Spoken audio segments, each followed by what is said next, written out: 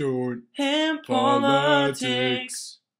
What's up, everybody? Greg again with Shorthand Politics. So I don't know how many of you have read the Wall Street Journal lately,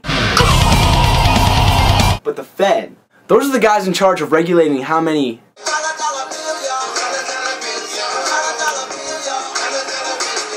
are floating around in the economy. It's drawing up plans to increase inflation. Remember, inflation is inflation. Inflation.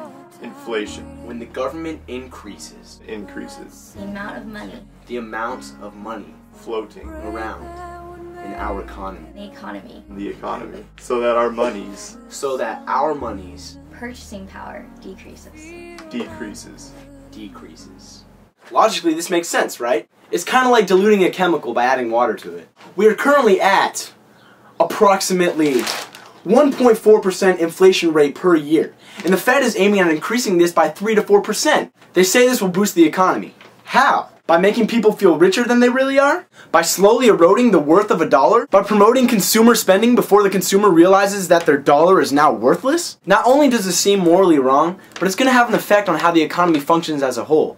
I just read in the Wall Street Journal the other day that producers are increasing prices because the cost of raw materials are increasing. Now, could this be because the dollar is already getting weaker and weaker from being diluted? I don't know. You tell me. They, as producers trying to make a profit, must increase prices if their costs go up. It's called passing the savings on to the customer. But what's going to happen when the Fed decides to increase the inflation rate to a higher rate than it already is? Let's take a look! Hello, everybody!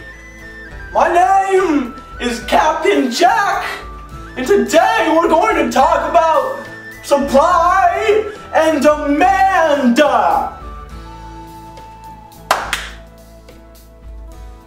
Oh, come on, man.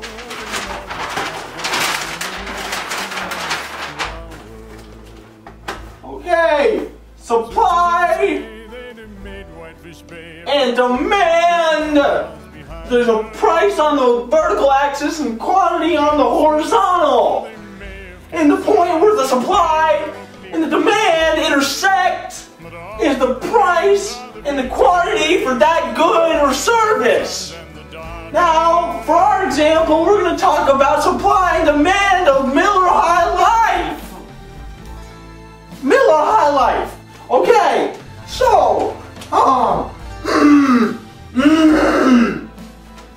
now, when the price of wheat increases, which is an input for the production of the champagne of beers, this is represented by a shift in the supply curve upwards in order to cover the new cost. When the supply curve shifts up, the beer goes from being $1.25 to $1.99. Ridiculous!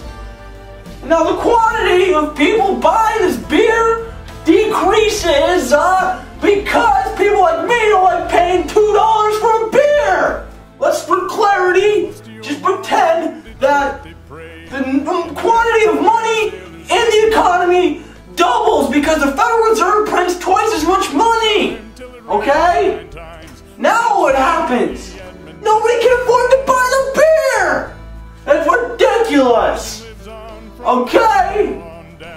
$4 for a beer, are you serious? The increase in the money supply, or inflation, actually lowers the purchasing power of your dollar! Inflation! Inflation! Inflation! Is it a good idea? I don't know. You tell me.